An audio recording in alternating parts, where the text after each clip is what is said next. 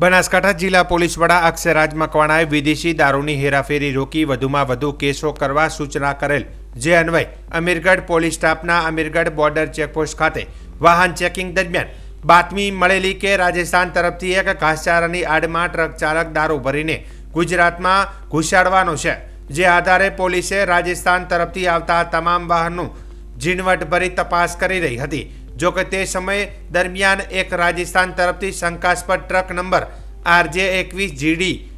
7988 આવતા પોલીસે તેને બોર્ડર પર સાઈડમાં કરી તપાસ હાથ ધરી હતી। જો કે ઉપરના ભાગમાં સંપૂર્ણ ઘાસચારો ભરેલો અને નીચે ઘાસચારા હટાવીને પોલીસે જોતા જ અંદરની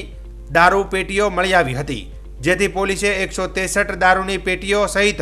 3132 દારૂની બોટલો કબજે કરી કુલ 17,45,076નો મુદ્દામાલ કબજે કરી પ્રતિબંધિત ગુજરાત રાજ્યમાં હેરાફેરી કરી વાહન ચેકિંગ દરમિયાન ટ્રક ચાલક હેમારામ આયદાનરામ જાટ રહે